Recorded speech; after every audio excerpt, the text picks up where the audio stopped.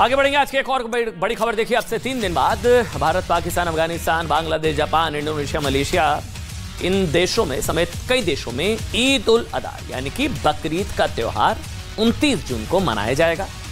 बकरीद के त्योहार को ध्यान में रखते हुए इस्लामिक सेंटर ऑफ इंडिया ने भारत के मुसलमानों के लिए एक एडवाइजरी जारी की है। इस एडवाइजरी की तारीफ इसलिए की जानी चाहिए क्योंकि इससे भारत में बहुत सारे विवाद टाले जा सकते हैं। देखिए, भारत में एक बड़ा विवाद क्या होता है, सड़कों पर नमाज पढ़ने को लेकर। अब इस्लामिक सेंटर ऑफ इंडिया, ये जो एडवाइजरी है ये इस्लामिक सेंटर ऑफ इंडिया की है, ने जो एडवाइजरी जारी की है उसमें कहा गया है कि भाई बकरीद की नमाज ईदगाह या घरों में ही पढ़ी जानी चाहिए, ना कि सड़कों पर। नंबर 1। मुसलमानों के लिए दूसरी सबसे बड़ी एडवाइजरी ये है बकरीद के दिन कि वो कुर्बानी उन्हीं जानवरों की करें जिनकी इजाजत देश का कानून देता है।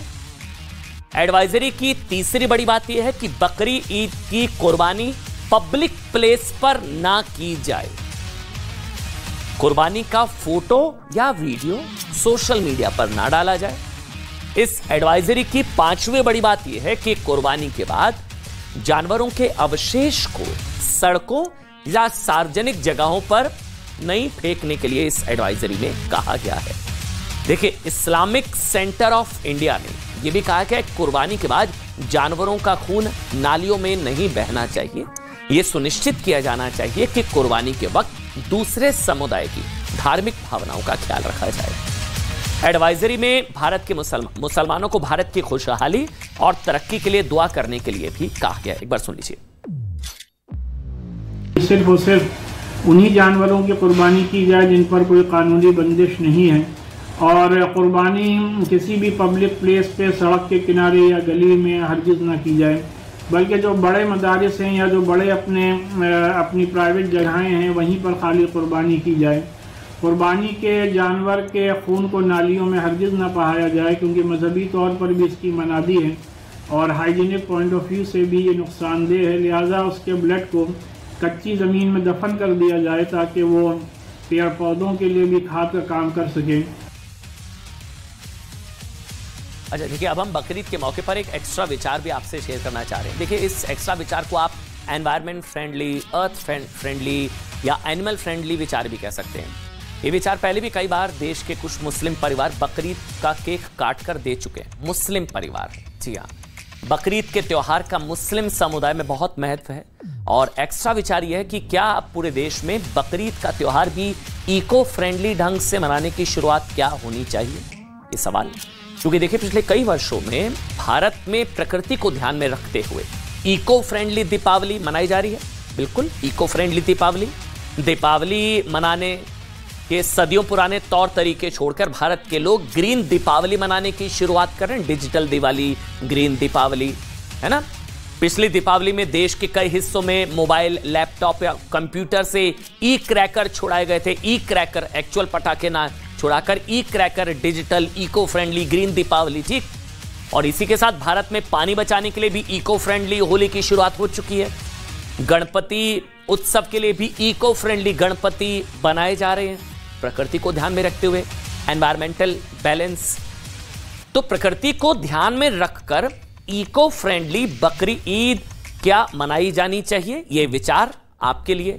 क्योंकि अलग अलग धर्म, मजहब, पंथ और संप्रदाय को मानने वाले सभी व्यक्ति एक ही बात मानते हैं। देखिए कि भाई ये कि पृथ्वी और ये प्रकृति ईश्वर, अल्लाह या गॉड ने बनाई है, और जो पृथ्वी हमें जीवन जीने लायक वातावरण देती है, उस पृथ्वी को बचाना भी तो हमारा ही धर्म है ना भाई। दुनिया के महान वैज्ञानिक एल्बर्ट आइंस्टाइन ने कहा था कि भाई धरती पर जीवन का अस्तित्व बनाए रखने के लिए कोई भी चीज मनुष्य को उतना फायदा नहीं पहुंचाएगी जितना कि शाकाहार का विकास। लेकिन क्या आप जानते हैं कि प्रकृति और शाकाहार के सिद्धांत के उलट सिर्फ बकरीद के दिन दुनिया भर में 7 करोड़ से ज्यादा जानवरों की कुर्बानी दी जाएगी। 7 करोड़, इनमें से आधे यानी कि करीब 3.5 करोड़ एक अनुमान के हिसाब से जानवरों की कुर्बानी भारत, बांग्लादेश, पाकिस्तान, अफगानिस्तान और इंडोनेशिया में दी जाएगी। 3.5 करोड़। अब जानते हैं कि इतनी बड़ी संख्या में पशुओं की कुर्बानी का प्रकृति पर कितना बुरा असर होगा। कितने करोड़ लीटर पानी बर्बाद होगा, कितनी बड़ी मात्रा में ग्रीन हाउस गैस का उत्सर्जन होगा। वर्ल्ड वाइल्ड लाइफ फंड के शोध में दावा किया गया है कि गाय और उसकी श्रेणी में आने वाले जानवरों के 1 किलो मांस के उत्पादन से खाने तक की प्रक्रिया में करीब 26,000 लीटर पानी खर्च होता है। ये पानी चारा उगाने, गाय को पिलाने, गौशाला की सफाई, फिर हत्या के बाद मांस की सफाई और फिर पकाने तक में इस्तेमाल होता है। 26,000 लीटर। इसके अलावा 1 किलो मांस पैदा करने में 7 किलो अनाज या सोयाबीन इस्तेमाल होता है। एक्सपर्ट्स ये दावा करते हैं कि दुनिया में मांस की खपत में 10% की कमी की जाए, 10% की, तो रोजाना भूखमरी से मरने वाले 18,000 बच्चों का जीवन बच सकता है। ऑक्सफोर्ड यूनिवर्सिटी के एक रिपोर्ट में, शोध में कहा गया है, रिसर्च में, कि मांस की अधिकता वाला 1 किलो भोजन 7 किलो कार्बन डाइऑक्साइड के उत्सर्जन का कारण बनता है। ऑक्सफोर्ड स्कूल के मार्को स्प्रिंगमैन की रिपोर्ट दावा करती है कि अगर सिर्फ रेड मीट को खाने से अगर हटा दिया जाए तो खाने की वजह से ग्रीन हाउस गैसों के उत्सर्जन में 60% तक की कमी आ सकती है। इसके अलावा जानवरों को मारने के बाद जो अवशेष बचता है वो या तो जमीन को प्रदूषित करता है या फिर नदियों और जलाशयों को प्रदूषित करता है। जिन जानवरों को सिर्फ खाने के उद्देश्य से पाला जाता है ना, उन्हें बहुत सी दवाएं भी दी जाती हैं। ये जहरीले रसायन इंसान के शरीर और जमीन में मिलकर पूरे इकोसिस्टम को जहरीला बनाते हैं।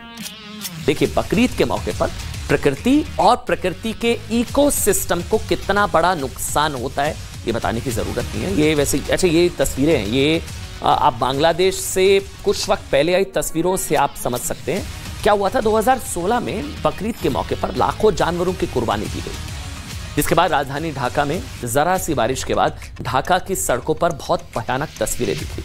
जानवरों के खून से ढाका की नालियां, सीवर और गटर भर गए।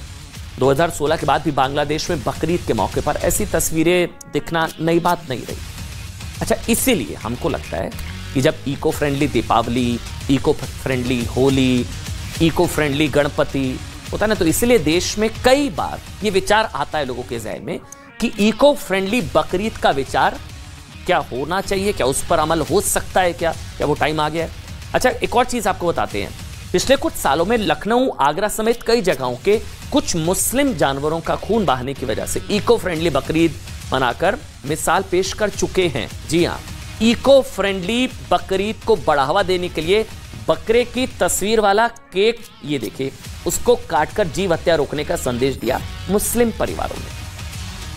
अब सवाल ये है, क्योंकि विचार कोई एंटी मुस्लिम नहीं है, मुस्लिम परिवारों ने भी ये नजीर पेश की थी। सवाल ये कि कुछ मुस्लिम परिवार अगर प्रकृति सृष्टि को नुकसान पहुंचाए बिना त्योहार मना सकते हैं, तो सभी को मिलकर प्रकृति का आभार क्यों नहीं जताना चाहिए। और बकरीद को क्या हम ये विचार पेश कर रहे हैं कि क्या बिना जानवरों की कुर्बानी वाले त्योहार में क्या बदला जा सकता है? क्या व्हाट्सएप पर या केक या डिजिटल या ई बकरीद क्या बनाई जा सकती है? ये सवाल है, इस पर जरूर मंथन होना चाहिए।